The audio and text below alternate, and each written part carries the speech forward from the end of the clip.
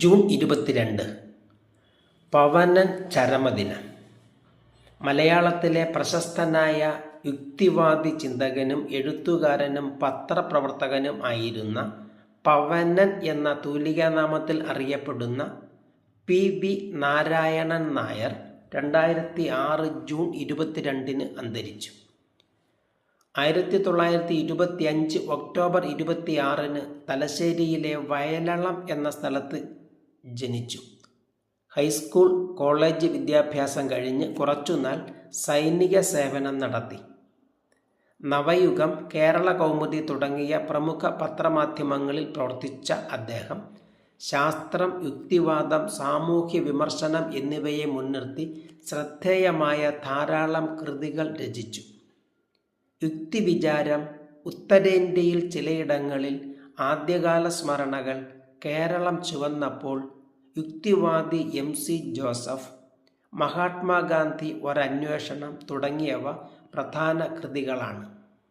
അന്ധവിശ്വാസങ്ങൾക്കും അനാചാരങ്ങൾക്കുമെതിരെ ശക്തമായി തൂലിക ചലിപ്പിച്ച എഴുത്തുകാരനും കേരള യുക്തിവാദി സംഘത്തിൻ്റെ സജീവ പ്രവർത്തകനുമായിരുന്ന അദ്ദേഹം കേരളത്തിൻ്റെ സാമൂഹ്യ സാംസ്കാരിക മണ്ഡലങ്ങളിൽ പുരോഗമന ആശയങ്ങൾ പ്രചരിപ്പിക്കുന്നതിൽ വലിയ പങ്കുവഹിച്ചു.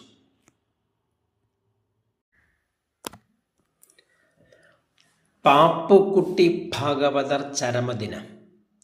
100-ാം വയസ്സിലും ചലച്ചിത്ര പിന്നണി ഗാനം ആലപിച്ച് ചരിത്രം സൃഷ്ടിച്ച കേരള സൈഗാൾ എന്നറിയപ്പെട്ട നടനും കാഥികനും ഗായകനുമായ പാപ്പുക്കുട്ടി ഭാഗവതർ 2020 ജൂൺ 22 107-ാം വയസ്സിൽ അന്തരിച്ചു.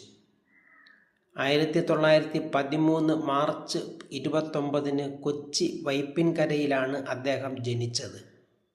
7-ാം വയസ്സിൽ വേദമണി എന്ന സംഗീത നാടകത്തിൽ ബാലനടനായി അഭിനയിച്ചുകൊണ്ട് കലാരംഗത്തെത്തി. തുടർന്ന് 15,000-ത്തിലധികം വേദികളിൽ നാടക നടനായി നിറഞ്ഞാടി. സംഗീതജ്ഞനായിരുന്ന അദ്ദേഹം ആയിരക്കണക്കിന് വേദികളിൽ സംഗീത കച്ചേരികളും അവതരിപ്പിച്ചു. 37-ാമത്തെ വയസ്സിൽ സിനിമാ നടനും ചലച്ചിത്ര പിന്നണി ഗായകനുമായി.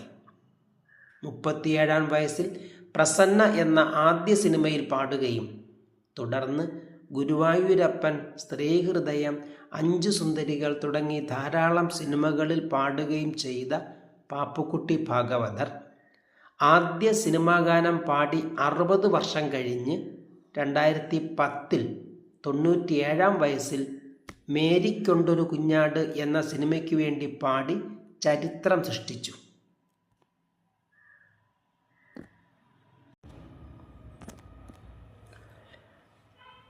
ഗലീലിയോയുടെ കുറ്റവിചാരണ.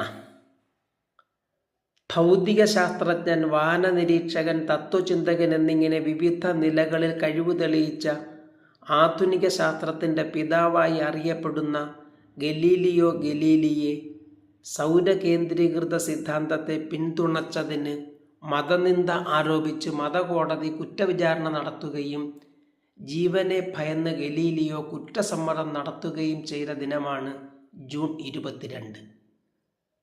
1564 ഫെബ്രുവരി 15 ഇറ്റലിയിലെ പിസയിൽ ജനിച്ച അദ്ദേഹം ആകാശ നിരീക്ഷണത്തിന് അനുയോജ്യമായ രീതിയിൽ ടെലസ്കോപ്പ് രൂപകൽപ്പന ചെയ്യുകയും അതുവഴി പ്രപഞ്ചത്തെക്കുറിച്ച് അനവധി പുതിയ കണ്ടെത്തലുകൾ നടത്തുകയും ആധുനിക ജ്യോതിശാസ്ത്രത്തിന് തുടക്കം കുറിക്കുകയും ചെയ്തു. സൂര്യൻ ഭൂമിയെ ചുറ്റുകയല്ല എന്നും മറിച്ച് ഭൂമിയും മറ്റു ഗോളങ്ങളും സൂര്യനെ ചുറ്റുകയാണ് ചെയ്യുന്നത് എന്നുമുള്ള കോപ്പർനിക്കസിൻ്റെ സൗരകേന്ദ്ര സിദ്ധാന്തത്തെ ശരിവയ്ക്കുന്നതായിരുന്നു ഗലീലിയോയുടെ കണ്ടെത്തലുകൾ. കോപ്പർനിക്കസിനെ പിന്തുണച്ച ബ്രൂണോയെ ചുട്ടുകൊന്ന സഭാ മേധാവിത്വം ഗലീലിയോയെയും വിചാരണയ്ക്ക് വിധേയനാക്കി. ബ്രൂണോയുടെ അനുഭവം മനസ്സിലുണ്ടായിരുന്ന ഗലീലിയോ മത നേതൃത്വത്തിന് മുന്നിൽ മുട്ടുകുത്തി നിന്ന് പശ്ചാത്തപിക്കുകയും കോപ്പർനിക്കസിനെ തള്ളിപ്പറയുകയും ചെയ്തു. എങ്കിലും ഭൂമി ചലിച്ചുകൊണ്ടിരിക്കുന്നു എന്ന് മെല്ലെ മന്ത്രിച്ചുകൊണ്ടാണ് ഗലീലിയോ എഴുന്നേറ്റത് എന്നാണ് കഥ.